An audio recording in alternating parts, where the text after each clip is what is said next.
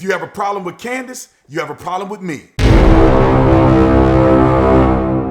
This video is brought to you by the Officer Tatum Store. The Officer Tatum Store. Get the merch link in the description section. Make sure you like and subscribe to the channel. Hit the bell so you get notifications anytime I go live or make a video. Like this video, comment on this video, share this video, and let's get into this. I want to make this very clear so there is no ambiguity. You are not confused about what B. Tatum says or where he stands. If you have a problem with Candace, then you have a problem with Brianna Tatum. Let me add this quick message to you haters out there that are claiming to be conservative, hating on Candace Owens. Look, you have your right to have a perspective, and so do Candace Owens. And because your perspectives are different, don't make her right and make you wrong, or make you right and make her wrong. Quit being soft. You're just mad because she got a bigger platform than you do. You just mad because real recognize real and people can recognize that you fake. Some of y'all running for office and you sitting there talking more about Candace Owens than the person that you're running against. Now let's get into the facts. Candace Owens made a video about George Floyd. Candace Owens made a factual video about George Floyd. There is a lot of people in America that love what Candace Owens said, that believes that she is an honorable individual for being bold enough and strong enough to tell the truth, even though it hurts some of y'all feelings. Now, there's a population amongst us who are afraid of the truth. They're afraid of being honest, even though they know that Candace Owens is telling the truth, even though they know the statistical data proves her right. They are disingenuous in their approach because they're afraid to expose the problems in the black community to everybody else. Now, I'll say this. I and Candace Owens alike, and she said it in the video. Now, I don't want to play the video. I'll put the video in the description section. But she said it in the video, and I will give anybody on here that can prove that she did not say what I'm about to say on that video, I will give you $20,000. $20,000. Candace Owens said on the video, which is unequivocal, that the man didn't deserve to die, that justice will be served, and that that police officer will face the court of law based on the decisions that he made. She said unequivocally that her argument about martyrdom is separate from the argument of him dying and whether or not he deserves to die or not. Now, there's two arguments that need to be had, but people don't want to have them because they don't want to be honest. The police officer made poor decisions, in my personal opinion. That has nothing to do with the court of law. He is presumed innocent until proven guilty in the court of law. We shall find out, according to 12 people who are considered his peers or jurors, that will determine his fate. Now, the other conversation that Candace Owens is willing to have, that some of y'all phonies don't want to have, is that there is a huge issue of the mental projection in the black community that's matriculating down to every other community in the United States of America. And that is the idea that we are to worship, we are to give wings to.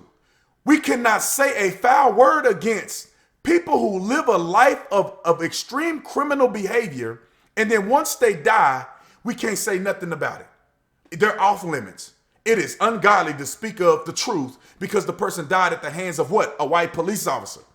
They don't mind you talking bad about black people no other time, but if it's done at the hands of a white police officer, then it's an issue.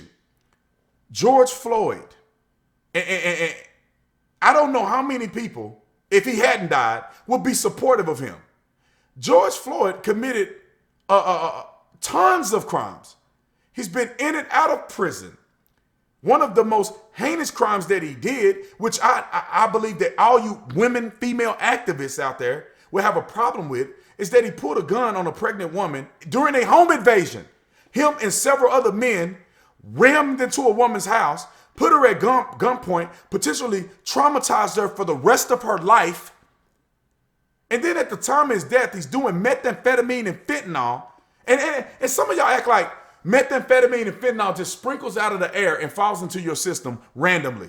No, you have to be in a certain lifestyle that gets you to a certain point where you're buying drugs from somebody in the community, probably another black man, buying drugs from somebody in the community to the point at which you're high and operating a motor vehicle. Then you use fake money to try to pay for something at the store that they call the police on you. In order for you to be involved in all of this behavior, You are making poor decisions. You are not a role model. You are not a model of the everyday black man. You are what we would consider an exception. You are a person who's on the lower end of the black spectrum. You are scum of the earth. If you are robbing, pillaging people and using drugs and destroying property and trying to buy stuff with fake money when everybody else here is working hard, obeying the law and doing what they're supposed to do. But somehow, some way in our society, that person down here, who obviously he deserves justice and his family deserves justice, but that person down here is exalted in the realm higher than somebody like Ben Carson, Thomas Sowell, Larry Elder, Clarence Thomas. I could go down a list. Booker T. Washington, Frederick Douglass, Madam C.J. Walker. I ain't never in my life seen somebody saying, say her name, Madam C.J. Walker, who was the first female millionaire. And if she was alive today, she'd be the billionaire out of any female in history, white or black. But y'all don't want to say her name. But the lowest amongst us, all of these individuals that they're touting as say their name, Sandra Bland, Michael Brown, Eric Garner, all of these individuals, if they had not died, and 95% of them were justified uses of force, but if they had not died, they would be in prison right now.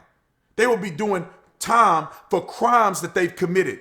Eric Garner arrested 40-something times. And some of his arrests were for resisting arrest. Or at least a charge was for resisting arrest.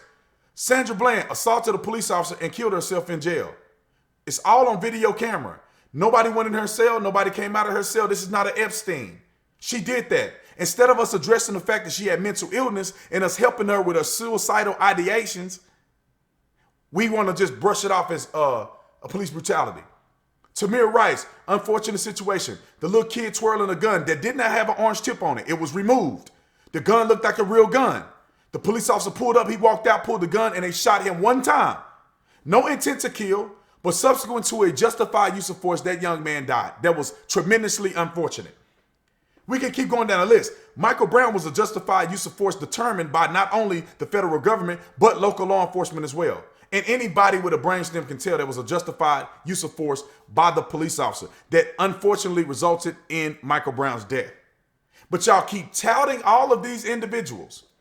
Brianna Taylor, Philando Castile. Brianna Taylor was knee deep in a drug criminal enterprise.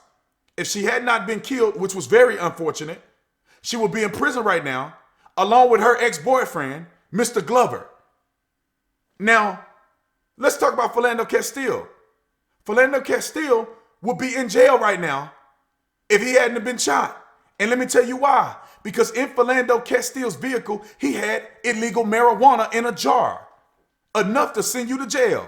Now, not only did he have that, he's carrying around illegal marijuana while in possession of a firearm. That's a felony crime. And that's not only a felony crime, but it's an add-on to the felony crime by being in possession of a firearm. He also was illegally in possession of a CCW. He lied on his application and said he had not been using illegal drugs, which he had video, and his toxicology results came back, said he was using illegal drugs, even at the time that he got the CCW. On the CCW form, it talks about illegal drugs. Now, you got a CCW, you can't be using illegal drugs or carrying or being in possession of illegal drugs, so you're in violation of your CCW license. I could go down the list. Every single person. Laquan McDonald. Laquan McDonald was unjustifiably shot by the police officer. Shot him 12 times. That police officer got charged with second-degree murder, which was the appropriate charge. Laquan McDonald was high on PCP, running around threatening people with a knife, threatening several police officers. Y'all cannot find anybody. Stephen Clark. Let's go to Stephen Clark in Sacramento. Burglarizing vehicles. Try to force entry into somebody's house. All of what we are talking about are felonies. Then he jumped in the backyard, went to pull out something that looked like a gun to the police officer in pitch black darkness with grass that's about 6 feet tall, and they shot him and killed him. If he had not have been killed, he would have been in prison. I can go down the list. All the ones that I've known, that I've seen, that y'all touted are all extreme criminals who happened to get killed by police A small minority of them are unjustified. The large majority of them are justified uses of force that you just will not accept. I'm all for standing up for people and standing up for injustice. I will protest, and I'm telling y'all, here as I'm standing here, I will protest police shootings that are not right. I will protest them if justice is not served. In George Floyd's case, they fired the officer the day the video came out, and they charged him and the other officers that were related, which I think that they should not have charged the officers that were related. They're going to have a hard time proving them in court, but Chauvin should have been charged. They did all of that, and they still protesting. And in our community, in the black community, and you can't say I didn't grow up in the black community. I did. My stepfather died from heroin overdose, big time gangbanger, and you can't tell me I don't know what's going on. I know a lot of people in my family who sold drugs and sold drugs to each other, watching them high and strung out on crack cocaine. At my draft day event, so high on drugs, they can't even speak a full sentence. And you telling me I don't know what's going on in the dope game? I don't know about crackheads, and I don't know about being in a black community? Graduated from Paul Laurence Dunbar High School, right in the middle of the hood in Stop 6, all black school. Okay. Now that I threw a little bit of my credentials out there, I know what I'm talking about. And I know these things are prevalent in the black community. ABL said in his video, y'all should go follow ABL. ABL said in his video that when you come home from a college graduation, when you come home from getting your doctorate degree, you don't get the same celebration that when you come home for doing time in the pen. You want to know how I know? How many parties were thrown for me after I graduated college? How many? How many parties? How many parties were done when I started my master's degree program? When I graduated from the police academy? How many parties were thrown? How much coordination? Now, one of my cousins who I love very dearly, he's going to get out of prison after doing 15 years. He was sentenced to 70 years. One of his charges was for shooting 3 people. I love him to death. I know he made a mistake, and I feel like he's a changed man. He's sentenced to 70 years. He'll do 15. He will be out. When he come home, the family, I guarantee you, will throw a celebration biggest we've ever seen. I will be there. So you can't tell me that people don't throw a bigger celebration from when you come home from doing time in the pen than when you get an education. No fault of their own. It's just people don't think like that in the hood. People don't think like that in large pockets of the black community. That's something that needs to change. That's something that needs to change. We don't need to put a person who has tormented the black community for years on a mural and try to say this is an example of black men in America, that if you are like him, you will be killed. That is not true. And I'm gonna make a video about the NFL players saying the stupidest stuff that I've ever seen. But they're in a video saying, I'm Michael Brown. I'm Philando Castile. I'm Brianna Taylor. Are you really? Are you really? You live in a multi-million-dollar house. You making millions of dollars. You're making people's whole salary in one football game. Are you really like Brianna Taylor? Are you knee deep in the dope game? Do you have a search warrant for your arrest at your residence? Oh, you don't? Well, then you're not Brianna Taylor. Oh, were you fighting with the police officer in the middle of the street for his firearm and got shot dead? Then you're not Michael Brown. Are you riding around dirty, smoking weed with your kid in the back seat, carrying a gun with marijuana? Then you're not Philando Castile. I can go down the list, ladies and gentlemen, but then my video will be 3 or 4 hours. I believe Candace Owens has been completely consistent since day one. And if you don't like Candace Owens, then don't watch her. Candace Owens nor I have ever said I'm the voice of the black community. The truth is that people recognize real, people can recognize facts, so then they follow us, and it makes us the spokespeople of the black community and issues in the United States of America. It ain't our doing. The truth is the reason why people watch and listen. And Candace Owens' platform is 20 times as big as mine. But, you know, at the end of the day, people can recognize real. And there's a lot of up and coming black conservatives that keep it real and that people understand that they can go to for facts. If we ever going to change anything, and I'm going to finish it on this, if we're ever going to change anything in this country, then we need to operate in truth, not your feelings. Because your feelings change. Your feelings change for people. Your feelings change for politics. Your feelings can change about the things you've done wrong in life and you want to correct them. Your feelings can change, but the truth will never change. The truth is the truth when you were born, and the truth will be the truth when the day you die. And people need to understand that the only way you're going to be free is if people are telling the truth. Now, I'm going to give this analogy, and I promise I'm off because I want you to watch all my other videos. Now, I'm going to give an analogy about deep sea, or what they consider cave diving. When you dive in a cave in water, you have a safety rope.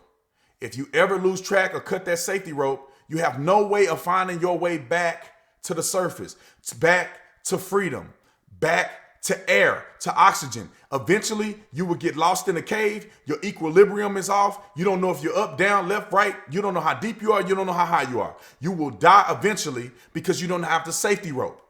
Now, in this analogy, the safety rope is the truth. As long as you got the safety rope, as much as you get turned around and you get confused, you can always use the safety rope to pull yourself back to safety, pull yourself back to reality. Ladies and gentlemen, never forget the safety rope. Now, is B. Tatum tripping? Do you support Candace? Let me know in the comment section. Like, subscribe to the channel. Visit the Officer Tatum store where you get all the cool merch. Y'all know what it is. I'll see you on the next one. I'm out.